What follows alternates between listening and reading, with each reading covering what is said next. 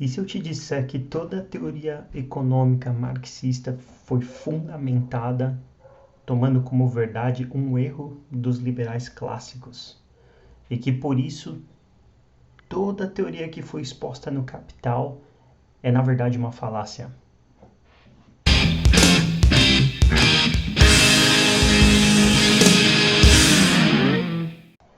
Da metade do século XVIII em diante, o que nós hoje conhecemos pela velha ordem, ou seja, aquela sociedade monárquica ou militarista que se perpetuava pela conquista, pela exploração e pela guerra, onde a sociedade era estratificada pelo status e as pessoas aí não tinham oportunidades de progredir e melhorar sua riqueza material, onde o poder era diretamente associado à religião e à intervenção divina, toda essa sociedade começou lentamente a ser substituída pelo que viria a ser chamado depois de sociedade de mercado e capitalismo. Graças à Revolução Industrial, que trouxe o poder da máquina a vapor e permitiu com que novos empregos fossem criados, que a produção de artigos básicos essenciais para a vida fossem produzidos em massa e que as populações que antes não tinham oportunidades e acesso a coisas que eram só compradas pela aristocracia e por pessoas do clero ou ligadas diretamente à monarquia, começou a ser acessível para as pessoas da população mais baixa. Elas tiveram oportunidade de emprego e as coisas começaram a mudar e uma nova sociedade surgir. Essa sociedade era exatamente o que estudavam os liberais clássicos e tentavam entender a dinâmica e como aquilo estava acontecendo e por que aquilo estava gerando riqueza como nunca visto antes. Por que aquela nova sociedade melhorava a vida, entendeu? Por que a perspectiva de vida aumentava. Bom, foi nessa época que dois economistas, os mais célebres do liberalismo clássico, da escola liberal clássica da economia, surgiram e escreveram seus dois clássicos tentando analisar essa sociedade e explicá-la. Um foi David Ricardo e o outro Adam Smith. Adam Smith escreveu um livro que é conhecido até hoje, muito famoso entre os liberais, uma das obras mais relevantes na teoria econômica, que se chama A Riqueza das Nações,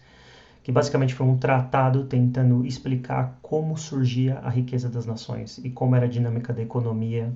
de mercado que havia surgido graças à Revolução Industrial. David Ricardo escreveu um outro livro também muito importante na ciência econômica que se chama Princípios de Economia Política.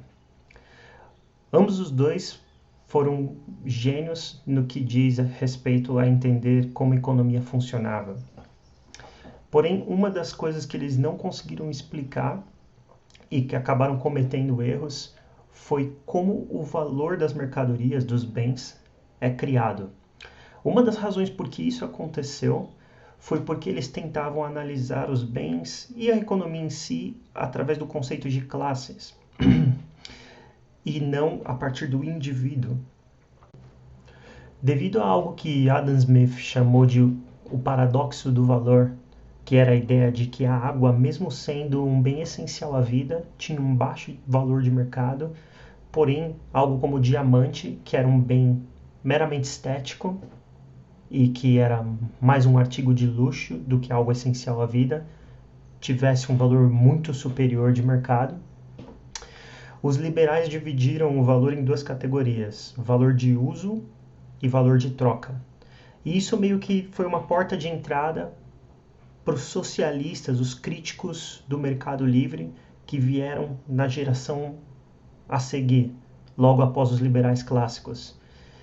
Porque eles diziam que o capitalismo favorecia o lucro, ou seja, o valor de troca elevado, do que o valor de consumo, que seria algo mais útil à vida e por isso essencial. Isso mais a ideia de que o trabalho produz o valor, o trabalho cria o valor, foi o que Marx utilizou para construir todo o seu raciocínio e fundamentar a economia marxista que se encontra no livro O Capital. Marx concluiu, concordando com os liberais clássicos, de que o trabalho produzia o valor, então uma mercadoria, um bem, era proporcional às horas de trabalho utilizadas para produzir aquele mesmo bem. Concluiu que sim, que isso era correto, porém, como um capitalista que utilizava a mão de obra dos trabalhadores, produzia um bem, vendia e ficava com um lucro no final, um juro de capital, o trabalho então era explorado, já que o bem que foi vendido e extraído um lucro equivale proporcionalmente às horas trabalhadas do trabalhador naquele produto, então o trabalhador foi roubado de parte do valor daquela mercadoria, que é o que Marx chamou no Capital de a mais-valia. Porém, o trabalho realmente cria o valor?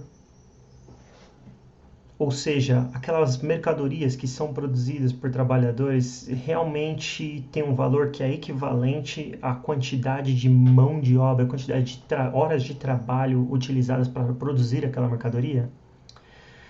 A resposta para isso é não, e eu vou usar um exemplo de um economista famoso da escola austríaca de economia e um dos expoentes do libertarianismo nos Estados Unidos, Murray Rothbard, que para mim ilustra muito bem a questão do valor. Ele usa um exemplo que é o seguinte, ele diz que se você passasse 30 anos da sua vida construindo um triciclo gigante e gastasse energia, recursos, horas de trabalho para fazer o mesmo, e depois fosse tentar vender aquele triciclo gigante no mercado, porém não encontrasse nenhum comprador, basicamente isso prova que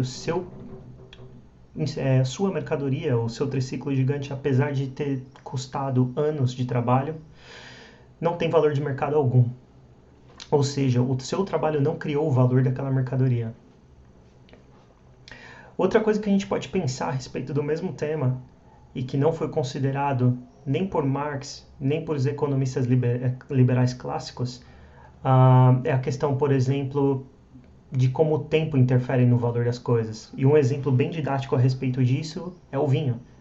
Quantos vinhos não são produzidos e exigem uma quantidade X de trabalho, assim que a produção termina, eles têm um certo valor. Porém, muitos vinhos são guardados por anos para aumentar a sua complexidade e, consequentemente, o seu valor de mercado. Então, vamos dizer que a gente guardou um vinho por 10, 20 anos, nenhum trabalho foi utilizado naquilo, apenas o vinho foi armazenado num galpão. E mesmo assim, aquele vinho, hoje, que 20 anos atrás custava um valor, hoje custa muito mais. Outra coisa também que foi desconsiderada no Capital, e isso tudo porque fugia à lógica de que o trabalho cria valor e que era uma afirmação essencial a toda a lógica da economia marxista, minérios, ouro, prata, diamantes, como já foi utilizado aqui, que é algo que não exige trabalho nenhum para ser constituído, a não ser a sua extração da natureza, e tem um valor de mercado absurdo. Inclusive é utilizado e já foi utilizado como lastro em muitos países e é utilizado hoje em dia como reserva de valor. Outro exemplo que refuta também a lógica marxista do valor, aliás, lógica liberal clássica, os artesãos, pinturas, por exemplo, um trabalho artístico, porque dois quadros pintados por pintores diferentes, mas que utilizaram ambos a mesma quantidade de horas de trabalho, de repente até os mesmos materiais, os mesmos tipos de tintas, as mesmas ferramentas, porque às vezes um tem um valor infinitamente superior ao outro. Bom, então todas essas questões são respondidas pela Escola Austríaca de Economia, quem primeiro toca no assunto da questão do valor e cria, vamos dizer assim, a teoria marginal do valor, é Karl Menger, que foi o fundador da Escola Austríaca da Economia e que escreveu um livro que se chama Princípios de Economia Política, onde ele mostra que o valor não é algo objetivo, o valor é algo subjetivo e que ele é criado de maneira dinâmica, que é meio que um balanço entre o que tem ofertado dessa mercadoria no mercado e a vontade, a utilidade que aquele bem tem para o consumidor final ou para a pessoa que busca utilizar aquele bem. Então o valor é algo subjetivo, algo dinâmico, algo que é gerado pelas circunstâncias, pelas condições do mercado e dos indivíduos que têm suas vontades, suas crenças em um determinado momento. E infelizmente é por isso que a gente vê no decorrer de séculos que o mercado livre e a economia de mercado, junto com o modo de produção capitalista e a propriedade privada, é algo que foi naturalmente se construindo dentro dos anos, dos tempos, sem que alguém pensasse aquilo, sem que existisse uma ideologia que quisesse aplicar aquilo à realidade. Aquela já era a realidade, aquela era a realidade e as pessoas tentavam entender por que aquela dinâmica funcionava daquela maneira. Diferente do socialismo, que foi uma crítica que nasceu à economia liberal, à economia de mercado, e que tentou, por diversas vezes na história da humanidade, aplicar regras pensadas por um ser humano ou por um grupo de seres humanos à economia, e todas falharam miseravelmente. Infelizmente, felizmente, o mercado é formado por indivíduos pensantes, indivíduos com suas vontades únicas em cada momento, e nenhum governador, nenhum político, presidente, pensador, filósofo detém a capacidade intelectual de conseguir pensar e planejar o que é melhor para todo esse grupo de indivíduos em qualquer determinado momento. Bom, essa foi a ideia desse vídeo, de mostrar que o Capital, que é um livro extenso, são 3 volumes. Antes mesmo de o terceiro volume ser lançado, a teoria marxista econômica já tinha sido refutada por um outro economista da escola austríaca, aluno de Karl Menger, chamado Böhm-Bawerk. E o terceiro volume, que surge logo após a morte de Marx, foi compilado pelo seu amigo do peito, Friedrich Engels. Quando sai, já tinha sido refutado, toda a estrutura, a lógica marxista de economia já tinha sido refutada.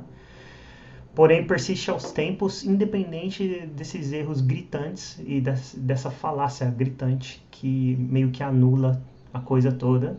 além de todos os exemplos históricos de tentativas de aplicação de uma economia socialista que também falharam. Eu vou ficando por aqui, espero que vocês tenham gostado do vídeo. Por favor, dê um like aí, siga se vocês gostaram, e viva a liberdade. Tamo junto na luta.